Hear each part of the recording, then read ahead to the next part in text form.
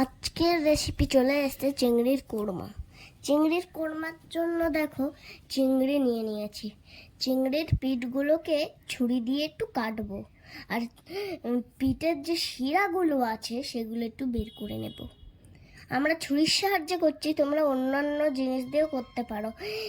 একে একে চিংড়িগুলোর পিঠটা কেটে শিরাগুলোকে সেম বের করে নেব। এবারে দেখো ফেটানো টক দই,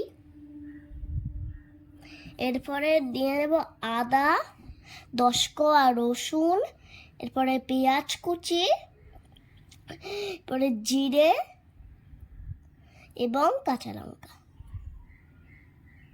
এগুলোকে এবারে মশলা করে নেব। দেখো প্রথমে নিচ্ছি কাঁচা লঙ্কা, দ্বিতীয় হচ্ছে পেঁয়াজ কুচি, আর তারপরে আদা রসুন, তারপরে জিরে, তারপর সামান্য মতন জল নিয়ে একটা মশলা করে নেব।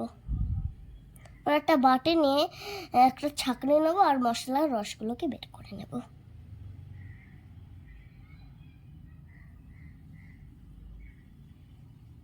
এরপর কিছুক্ষণ রাখার পর একটা চামচ নিয়ে রসগুলোকে চেপে চেপে বের করতে পারো। এরপর যে চিংড়িটা আছে এখানে নিয়ে নেব নুন, তারপর ফেটানো টক দই, তারপরে মশলার রসটি নিয়ে নেব। এরপরে ভালো করে মাখিয়ে নেব আর 10 মিনিটের জন্য এটাকে একটু ভিজিয়ে রাখবো। আপনাদের হাতে যদি অনেকক্ষণ সময় বেশি থাকে আপনারা বেশিক্ষণ ভিজিয়ে রাখতে পারো। দেখো আমি সব চিংড়ি মাখিয়ে নিয়েছি। এরপরে কড়াইতে আমি নিয়ে নেব 1 চামচ ঘিটা গলে গেলে এরপর নিয়ে নেব কাজু বাদামগুলো একটু লাল করে ভাজছি, বেশি লাল করে ভাজার দরকার নেই। ভেজে এবার কাজু বাদামগুলো তুলে নিয়ে বেটে নেব। এরপরে ঘির ওপর দিয়ে দেব সাদা তেল, এরপর দিয়ে দেব গোটা গরম মশলা, এরপর 2টো তেজপাতা,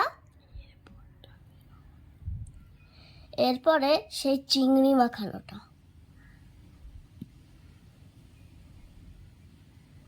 এরপরে দিয়ে দেব কিশমিশ, আর দেব টমেটো পেস্ট। এরপরে ভালো করে নাড়িয়ে নেব।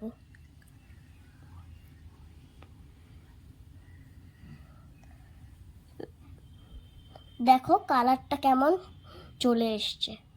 নাড়িয়ে নেওয়ার পর ঢাকনা দিয়ে 1 থেকে 10 মিনিট অবধি রেখে দেবেন। এরপরে ঢাকনাটা খুলে দেখো কালারটা কেমন চলে এসছে। খুব সুন্দর একটা কালার চলে এসছে দেখো। এরপর দিয়ে দেব কাজু বাটা। এবারে নাড়িয়ে নেব।